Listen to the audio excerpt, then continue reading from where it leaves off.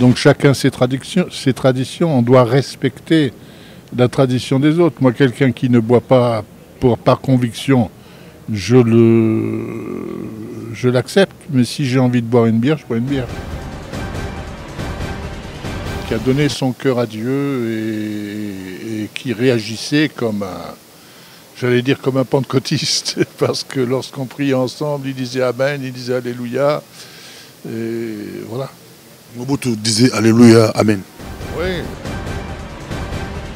Chers téléspectateurs du micro du pasteur Bobo, partout où vous êtes à travers le monde, nous vous disons bonjour ou bonsoir. Ça dépend de l'heure à laquelle vous nous regardez. Nous sommes à Bruxelles, Bruxelles, capitale de la diaspora congolaise, mais aussi capitale de l'Europe. Nous sommes avec Jean-Louis Jaé, le patriarche, un doyen, Jean-Louis Jaé, que vous connaissez, Jean-Louis Jaé qu'on ne peut pas présenter dans le monde évangélique mondial. Jean-Louis Jaé a été au Congo. Il est même le dernier pasteur à avoir été avec le maréchal Mobutu au Congo. Jean-Louis Jaé a côtoyé beaucoup de présidents africains. Il a fait beaucoup de croisades en Afrique, au Congo et dans le monde. Nous sommes avec lui. C'est un plaisir pour nous de l'avoir en exclusivité. Bonjour, pasteur Jean-Louis Jaé. Bonjour mon frère, bonjour. On vous suit partout à travers le monde. Comment vous vous portez, pasteur? Et je vais bien, par la grâce de Dieu. Je voyage toujours. Je rajoute toujours un pays de plus à mes 55 pays. Donc, où j'ai prêché l'évangile. Et voilà, évidemment, je ne cours plus comme je courais il y a 20 ans ou il y a 30 ans. Mais je continue de prêcher l'évangile.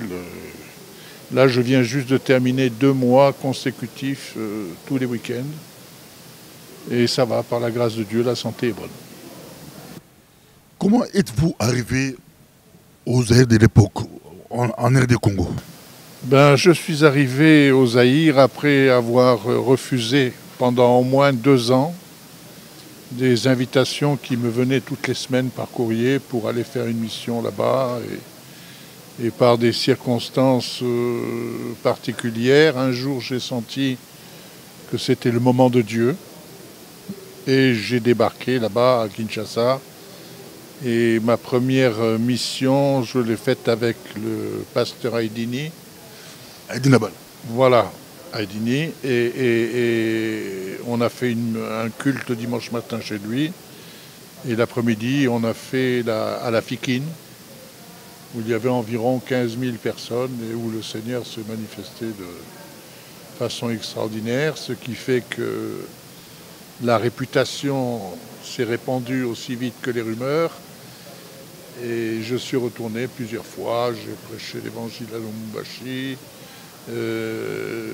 j'étais à Mbujimayi aussi, j'étais à Bado et surtout à Kinshasa, au pont Gabi, où j'ai fait la plupart de mes missions, dont une de mes dernières missions a réuni plus de 120 000 personnes. Vous arrivez au Congo, la première personne qu'il faut raconter, c'est Aïdini Nabala, de nous amener maintenant au musée Aïdini Nabala. Mais comment avez-vous rencontré Mobutu? C'était comment? Vous vous retrouvez autour du maréchal Mobutu comme étant son pasteur, vous étiez avec lui, c'était comment? Je ne sais pas, il a entendu parler de moi. D'ailleurs, il me l'a dit un jour, il m'a dit, écoutez, quand j'ai su que vous réunissiez plus de monde que moi dans mes meetings politiques, j'ai voulu vous rencontrer. Puis un jour, j'ai débarqué à Kinshasa je venais du Gabon. Je suis arrivé à Kinshasa pour aller faire une mission à Mbujimayi. Et là, à la descente de l'avion, à Kin, donc, Anjili, un homme m'a dit, écoute, il faut vraiment que tu donnes tes tickets pour les bagages. On repart tout de suite pour Mbujimayi. Parce que le président veut faire ta connaissance et il est là-bas et c'était aux alentours du 24 novembre, il y a une fête là. Il a dit... Il a pris le pouvoir 24 novembre. Voilà.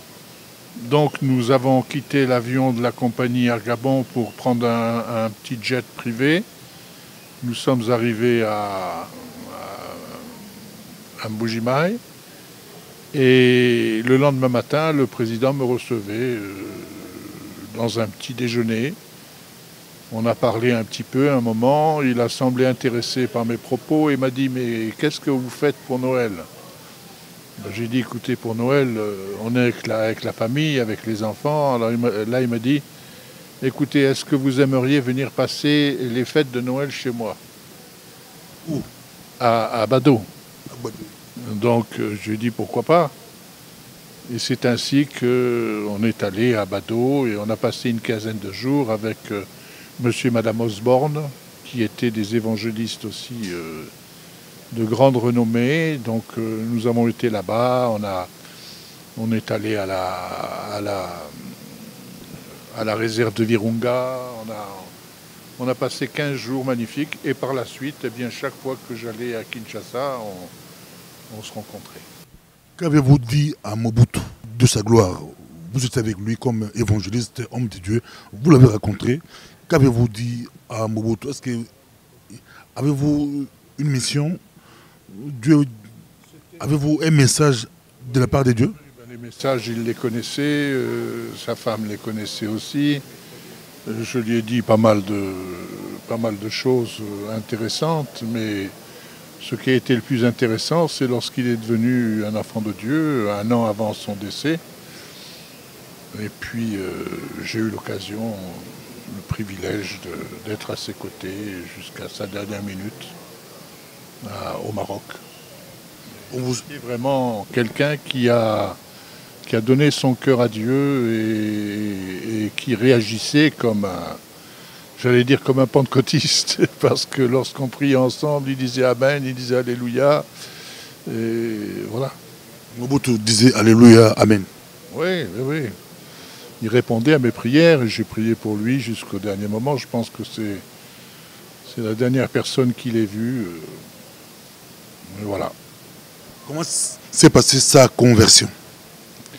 Il s'est converti, je pense, en lisant la parole. Je lui avais offert une Bible en 83 et je lui avais indiqué 2 psaumes particuliers et quelqu'un m'a dit, chaque fois que je rentrais dans sa chambre, je trouvais la Bible sur le lit qui était ouverte à un ou l'autre de ces passages de la Bible. Mobutu a accepté Jésus-Christ. Oui, oui. Il a accepté Jésus-Christ comme son sauveur et son Seigneur et il s'est efforcé dans les derniers mois de sa vie de vivre selon les principes de l'Évangile. En écoutant les témoignages de votre femme, elle a dit qu'avant déjà que vous puissiez aller à l'Afrique, vous priez sur les photos des présidents africains par la foi. Ça s'est passé comment? Essayez un peu d'expliquer. Un jour, j'ai eu à cœur, je me suis dit, pour que ces pays soient bénis, il faut que leur chef de gouvernement soit béni. Et nous avons pris des photos des uns et des autres et on les a placés dans notre chapelle. Et j'ai prié, on a prié pour eux. Et puis 2-3 ans après, les portes se sont ouvertes, mais on n'a pas cherché à rencontrer qui que ce soit. On n'a jamais demandé ni une audience, ni quoi que ce soit. Ça s'est fait comme ça. Je pense que Dieu nous a conduits d'abord à prier pour les gens. Et c'est important de prier pour les gens, que ce soit nos amis ou nos ennemis. Et je pense particulièrement à nos ennemis. Quand on prie pour nos ennemis, on risque de voir réellement des miracles se produire. Et c'est ce que Jésus nous a dit. Il nous a dit « Bénissez et vous serez bénis ». Donc là, on avait pris ces photos des pays où j'allais annoncer l'Évangile régulièrement, mais sans aucune arrière-pensée, sinon qu'un jour il rencontre le Seigneur comme il voudrait, où il voudrait, voilà. Mais bon, on a été conduits, on a été dirigés comme ça, et on a rencontré plusieurs chefs de l'État. Qui par exemple? Ah ben, j'ai rencontré le président Dako, en Centrafrique, qui était un chrétien très très convaincu. Et lorsqu'il m'invitait chez lui, il invitait aussi des gens à venir et on faisait une réunion de prière. Et je pense que vous connaissez les traditions pentecôtistes ou charismatiques, mais on priait pour que les gens reçoivent le baptême dans le Saint-Esprit. Et là, il recevait le baptême dans le Saint-Esprit. Plus tard, le président Bokassa a rendu un témoignage en disant « Mais vous savez, voilà, maintenant je fais de la prison ». Il avait fait, je crois, 7 ans de prison. Quand il est sorti de prison, il dit « J'ai vraiment rencontré le Seigneur ». Et c'est grâce à des hommes comme, il a cité mon nom, parce que son avocat, qui était un chrétien, lui a amené mes cassettes. Alors il écoutait mes cassettes. Et c'est ainsi que j'ai rencontré plusieurs fois le président Bongo aussi. Voilà. Le président Sassou aussi, j'ai été reçu chez lui. Et je l'ai rencontré ensuite à Libreville, je l'ai rencontré à Paris. Voilà. Mais bon, je ne peux pas dire que ça a eu un effet direct comme celui dont nous parlions tout à l'heure. Ça raconte que ce président aimait beaucoup de fétiches. Des fétiches, d'autres sont des formations. C'était comment par rapport à... Quand vous leur avez parlé de Jésus-Christ, ils étaient prêts à abandonner leurs fétiches, Moi, je ne leur demande pas de faire le ménage dans leur vie.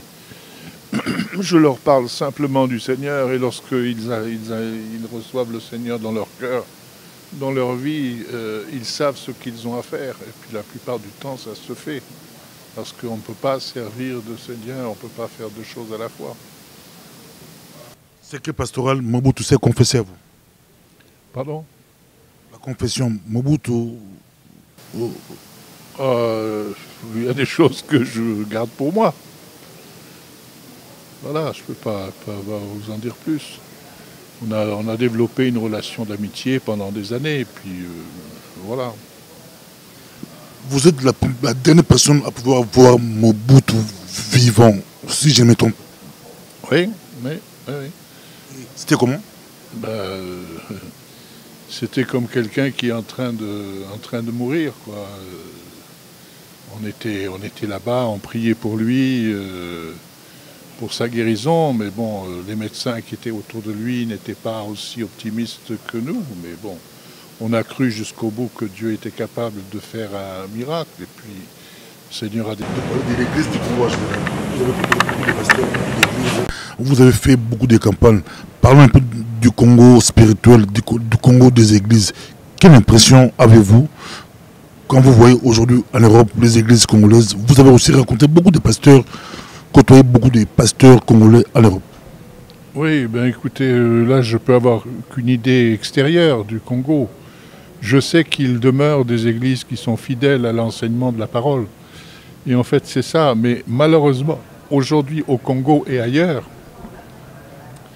il y a beaucoup de gens qui sont autoproclamés. Ils ouvrent une église comme on ouvrirait une supérette, histoire de tondre un peu les brebis. Il y a une profusion également de prophètes. Alors, je ne sais pas à moi de dire si ce sont des vrais ou des faux prophètes, mais j'étais dernièrement dans une église ici à Bruxelles, une grande église avec un grand pasteur. Et l'église était pleine aux 2/3. Donc c'est une église de 700-800 personnes. Et le pasteur s'excusait presque, il me dit, écoute, il dit, j'aurais pas dû annoncer que tu étais missionnaire. Si j'avais annoncé que tu étais prophète, l'église aurait été pleine. Parce que les gens qui n'arrivent pas à décider de leur avenir ont besoin d'avoir quelqu'un qui leur dise des prophéties. Et en général, ce n'est pas des mauvaises prophéties. Parce que si c'est des mauvaises prophéties, on s'éloigne d'une source éventuelle d'argent. Il faut pouvoir prophétiser des bonnes choses. Alors, quoi vous dire sinon que, très sincèrement, à mon avis, il y a eu une grande dégradation. Une grande dégradation dans les églises, notamment évangéliques, avec des gens qui font du n'importe quoi. Mais bon, il y a aussi des églises qui marchent, des églises qui sont appuyées sur la parole, et c'est avec celle-ci que je travaille. Quels sont les pasteurs congolais qui vous ont le plus marqué tout au long de votre ministère? Oh, je ne peux pas dire qu'il y en ait qui m'aient marqué, parce que je me démarque un peu de leur doctrine. Mais bon, parmi les pasteurs, il y en a un que je connais parfaitement et que je considère un peu comme mon fils, c'est Albert Laquenza, qui est un garçon qui est resté fidèle à la mission et fidèle à la parole que j'ai annoncée. Mais sinon, bon, les autres, je ne les connais pas. Je ne les connais pas, très peu. Ni à l'extérieur, ni à l'intérieur. Non, non, bon, je travaille avec quelques pasteurs sur la région parisienne. Et puis bon, je vais très très souvent dans des églises congolaises, mais bon, je ne peux pas dire qu'il y ait quelque chose de marquant. Votre parcours, comment Dieu vous appelez, c'était comment à vous, votre parcours? Mon parcours, il a commencé en 70 et bon, il terminera un de ces jours. Mais j'ai fait beaucoup de choses. Et j'ai voyagé dans 55 pays. Dans 55 pays où j'ai prêché l'évangile. Parce que sinon, j'ai visité 90 pays. Mais même à l'heure actuelle, je suis connu un peu partout. Et je prêche, c'est tout ce que je fais. Je monte sur l'estrade et je prêche. Votre conversion, ça s'est passé comment? Ah, ma conversion. Ma conversion s'est passée, un jour j'étais dans la cuisine chez mes parents, un samedi après-midi, et puis j'étais catholique à l'époque, enfin catholique non pratiquant, et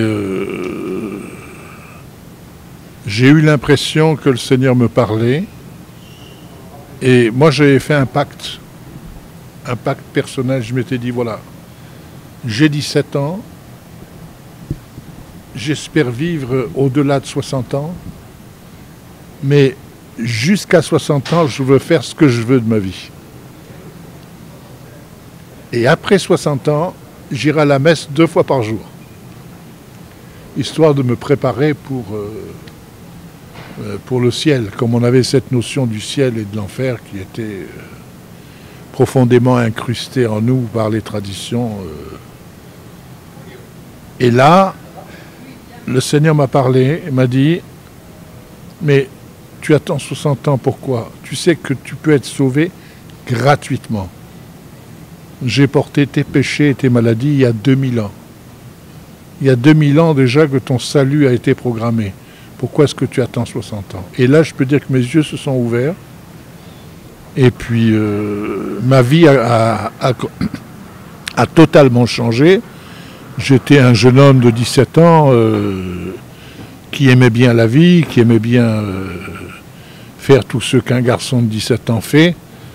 Et je peux dire que là, j'ai rencontré le Seigneur et ma vie a totalement changé. Je me promenais avec mon Nouveau Testament sur moi, je lisais la Bible tous les jours, je priais, j'ai commencé de m'intéresser à la jeunesse et notamment à la jeunesse de notre Église. Mais 2 mois après ma conversion, j'ai entendu nettement le Seigneur me dire « Je veux qu'un jour tu sois missionnaire ». Et pour moi, la mission, c'était partir en Afrique. Et on se préparait à partir en Afrique avec mon épouse et nos enfants. En 70, nous aurions dû partir quelque part pour devenir missionnaires et prêcher l'évangile en Afrique. Mais on a eu un problème de santé avec notre fils, notre garçon, et on n'a pas pu y aller. Et ce n'est que en 77, 78, que les portes de l'Afrique m'ont été ouvertes. Elles sont toujours ouvertes. À l'heure actuelle, nous construisons des puits pour amener l'eau dans les villages au Togo. On est en train d'en construire un autre avec le pasteur Reynaud en Côte d'Ivoire. Et voilà, on est connu, on reçoit des témoignages quasiment tous les jours de ce que le Seigneur fait. Et dernièrement, je demandais à un de mes amis, je lui disais, mais écoute, tu veux que j'aille avec toi en Centrafrique pour rencontrer le président. Mais qui est-il? Mais il me dit, mais c'est ton petit-fils. Je dis, comment mon petit-fils? Il me dit, oui, c'est ton petit-fils. Il dit, parce que moi, c'est mon fils spirituel et moi, je suis ton fils spirituel. Alors il dit, c'est ton petit-fils. On a reçu des témoignages, on en reçoit encore pratiquement toutes les semaines. On rencontre des amis. Ah, mais moi, vous voyez cet homme-là qu'on a rencontré, je ne l'ai jamais vu. Mais il a écouté mes cassettes depuis l'âge de 3 ans. Son père priait chez vous? Oui, mais bon, ça, j'ai pas voulu le contrarier, mais j'ai jamais eu d'église à Paris. J'allais dans une église à Paris, mais je n'ai jamais eu d'église à Paris. Mais bon, voilà. On le suit, nous sommes avec... mais est-ce que Pasteur Jean Louget a beaucoup d'argent? Vous avez côtoyé beaucoup de présidents, les Bongo, les Mobutu, c'était des personnes très... On les connaît, ils étaient vraiment... Ils avaient la générosité. Est-ce que Pasteur Jean Louget a beaucoup d'argent? Un jour, ma femme a téléphoné à Paris au président, à la présidente. Puis la présidente lui a passé le président. De quel pays? Pardon? Quel pays? Ah, on était en France. Et c'était le président de votre pays. Et elle lui a dit, écoutez, monsieur le président, alors il a dit, mais comment on ne se voit plus, tout ça? Il dit, mais écoutez, monsieur le président, on sait que quand vous êtes en voyage, vous êtes très, très occupé. Il dit, mais vous savez que pour vous, il n'y a pas d'occupation. Vous venez chez nous quand vous voulez, chez vous. Parce que vous n'êtes pas comme les autres. Vous n'êtes pas de ceux qui demandent. Alors, je vais vous raconter une autre histoire. Je fréquentais un Congolais qui était très, très riche. Il s'était enrichi par le moyen d'actes de sorcellerie ou de je ne sais quoi. Et était très riche. Et il a acheté une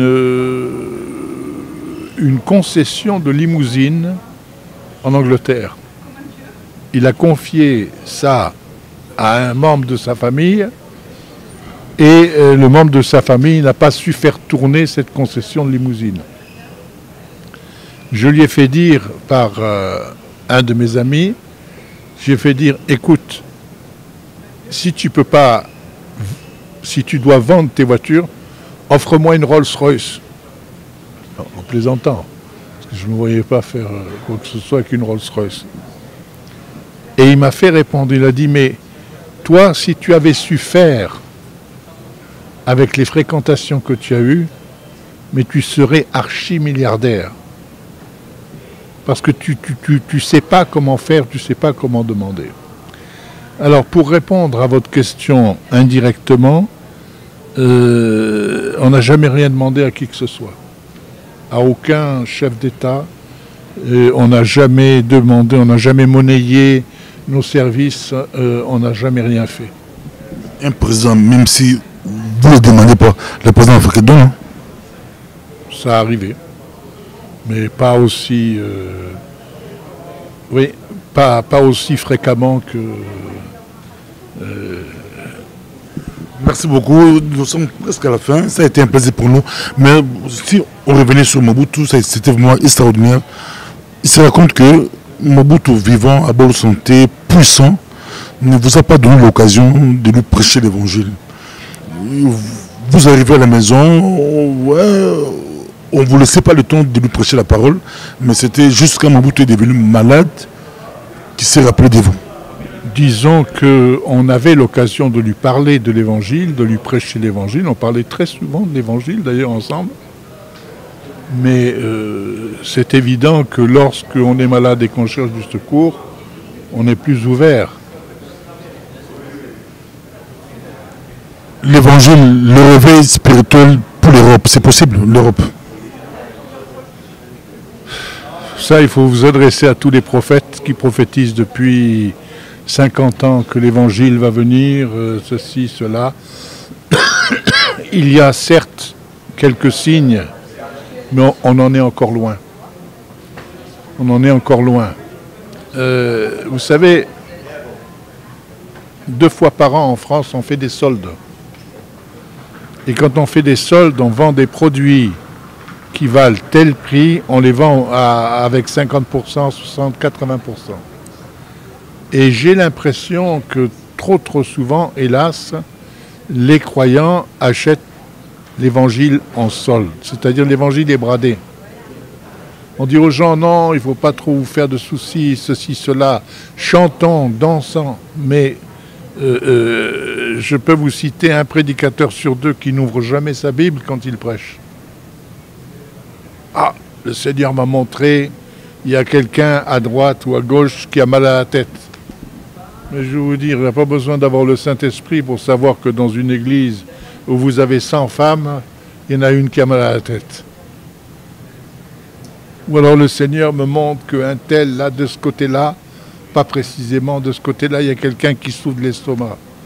Mais il n'y en a pas qu'un qui souffre de l'estomac, il y en a 50 qui souffrent de l'estomac. Alors, les gens aiment ce spectacle. Ils aiment ce spectacle, ils aiment chanter. Vous mettez un groupe de chant dans une église, si c'est un groupe de chant renommé, l'église va être pleine. Vous mettez un prédicateur qui prêche l'évangile, qui prêche la parole, qui prêche avec sa Bible en main, avec des versets bibliques en essayant d'expliquer, vous n'avez pas un tiers des gens qui viennent. Alors, pour moi, ce n'est pas un signe de réveil. Maintenant, vous avez autre chose. Billy Graham, qui a été le grand évangéliste du XXe siècle, a dit, il était très informatisé et autres, il dit, seuls 5% des 100 personnes qui s'approchent pour prendre une décision de suivre le Seigneur, seuls 5% demeurent fidèles dans une église au bout d'un an. Où sont passés les 95%? Il y a eu une espèce de convention, une espèce de conversion émotionnelle. Vous avez un évangéliste qui s'appelait Moody. Avec l'évangéliste Moody, au bout d'un an, il y avait 20% qui demeuraient dans l'église. Et vous avez un autre évangéliste qui s'appelait Charles Finney, en 1700 et quelques, qui était vraiment un revivaliste, 85%. Vous voyez, entre 85 et 5%, il y a 80%. Quelle était la différence? La différence, c'est que vous demandez aux gens de prendre une décision, ils lèvent la main, et ils peuvent être sauvés. Ils peuvent être sauvés. Je sais qu'il y a des gens, ils ont levé leurs mains et ils sont encore fidèles des dizaines d'années derrière. Mais les gens lèvent la main parce que les autres lèvent la main. Mais ce n'est pas ça une conversion. Du temps de Finney, les repentis pouvaient rester 3 jours à l'église sur ce qu'on a appelé le banc des pénitents, à pleurer sur leur vie, à confesser leurs péchés, à regarder, à examiner leur vie. Il y avait un véritable nettoyage qui se produisait. Aujourd'hui, c'est tout en surface. Les nouveaux croyants, la plupart, ils veulent avoir les bénéfices de l'évangile, mais ils ne veulent pas en payer le prix. Alors, avec ce genre d'évangélisation, on n'est pas prêt de voir un réveil profond. Je ne dis pas qu'il n'y aura pas de réveil, je ne dis pas qu'il y a un réveil qui va venir. Mais ceux qui proclament le réveil, ils le proclament tous les dimanches et il n'y a rien qui se produit. Il n'y a rien qui se produit parce qu'il faut aller chercher dans les racines de l'évangile, il faut reprêcher l'évangile et il faut surtout montrer l'exemple par notre vie de ce que nous vivons pour qu'il y ait un véritable réveil. Personnellement, je me dis, si les choses continuent d'aller comme ça, on n'aura pas de réveil. On aura une illusion du réveil. Alors il y aura des foules qui vont assister, qui vont aux églises. Mais ce sont des gens qui sont prêts à avoir des droits, mais ils ne veulent pas accepter les devoirs. Or, quand vous prenez une pièce d'1 euro, vous avez un côté pile, un côté face. Et dans la vie du croyant, s'il y a la foi, il y a aussi la souffrance. Bosco, ce soir. Là où il y a la foi et la souffrance, c'est-à-dire il y a un prix à payer. Quand l'Église sera prête à payer le prix, alors le réveil viendra. Amen. Il y a des anecdotes, on pourra terminer. Vous pouvez éclairer. Vous arrivez à Kin, vous faites plein. C'était plein dans des stades, plein partout, plein dans des campagnes. C'était vraiment plein. Mais les gens se sont posés beaucoup de questions. Les pasteurs devaient et compréhension de voir les choses, la doctrine, entre votre doctrine et la doctrine que vous avez trouvée sur place. Sur place, c'était beaucoup plus des pentecôtistes. Vous venez de France. Vous étiez pentecôtiste ou vous étiez... Non, je n'ai jamais été pentecôtiste. Jamais été pentecôtiste. Je n'ai jamais fait partie des assemblées de Dieu parce que j'étais indépendant. Mais est-ce que Dieu est pentecôtiste? Est-ce que Dieu est religieux? On peut prêcher l'évangile à partir de ce qu'on croit dans la parole sans être pentecôtiste. Mais c'est vrai que ma prédication s'apparentait davantage aux pentecôtistes qu'aux baptistes. Vous le savez parce que le pasteur Gémon a dit, la voiture va arriver, 16h30, la voiture arrive ici pour vous prendre, pour aller à la campagne, à l'église, parce que vous allez prêcher aujourd'hui. Il y a une voiture qui va arriver tantôt là, pour que vous puissiez aller. On va vous laisser vraiment le temps d'aller prêcher l'évangile à Bruxelles. Pendant 2 jours, quel message allez-vous apporter? Je vais apporter le message sur la grande foi. Je vais parler de ce que c'est que la foi, de ce que c'est que l'obéissance. Je vais parler de la banque du ciel, non pas pour parler d'argent, mais pour parler de pouvoir, et dire que beaucoup de prières sont faites mais ne sont pas exaucées, parce qu'il n'y a pas de crédit dans notre banque. Et pour avoir du crédit, il faut faire des actes d'obéissance. Et ce sont nos actes d'obéissance qui nous amènent la puissance. Ça a été un plaisir pour nous de vous avoir avec nous. Donc, on est très content d'avoir le pasteur Jean-Loup Jaé.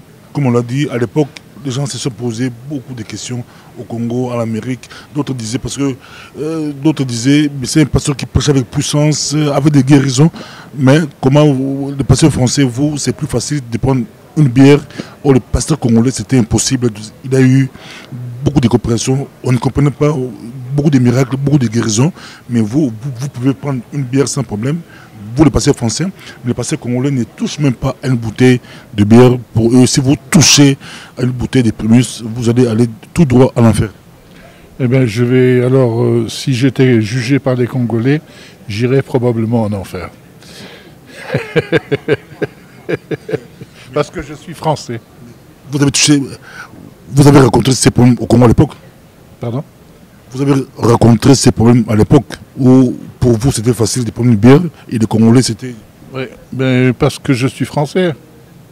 Donc chacun ses traditions, on doit respecter la tradition des autres. Moi, quelqu'un qui ne boit pas par conviction, je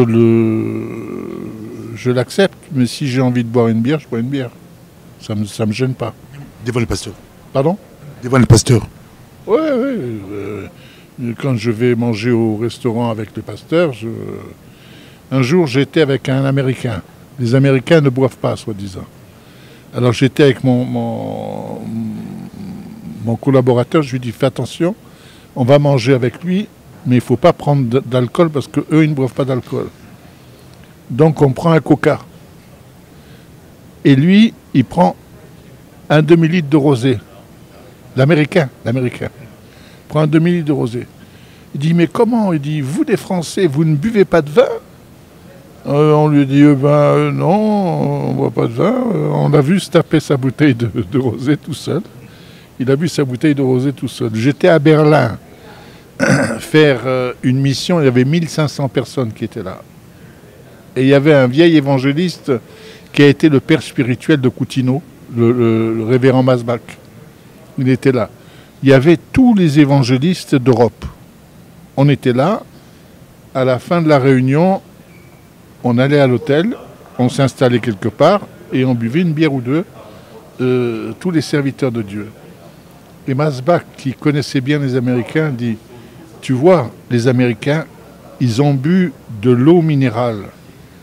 Ils montent maintenant avec leurs femmes, ils vont déposer leurs femmes dans la chambre d'hôtel, ils vont redescendre, tu vas les voir boire du whisky au bar. » J'ai dit non, j'ai dit tu racontes des histoires. Il me dit attends et regarde. Effectivement, les prédicateurs américains amenaient leurs femmes dans la chambre, ils redescendaient, ils allaient au bar, ils se tapaient les whisky. Donc je comprends que quelqu'un qui n'a pas de modération dans sa vie, il vaut mieux qu'il ne touche pas un verre d'alcool. Je trouve que c'est bien, de boire de l'eau, c'est bien. Mais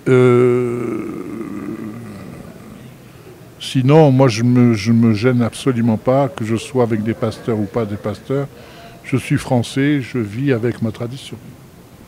Merci beaucoup. J'en profite pour remercier pasteur Patrick Badibanga de l'Église des Messagers, pasteur Ali Chiboboa, Église des Messagers, Eric Itima, toute l'équipe de l'Église des Messagers, les frères et sœurs. Ça a été une surprise pour moi. C'était mon anniversaire. J'ai été surpris. Belle surprise. Que Dieu vous bénisse. C'est vraiment tout droit au cœur. Que Dieu vous bénisse. Merci beaucoup, homme de Dieu. On va vous accompagner chez les pasteurs jumeaux de Belgique, pasteur Jean Bosco. Il y a une campagne, une croisade. Et nous sommes là pour vous. Merci beaucoup. À la prochaine.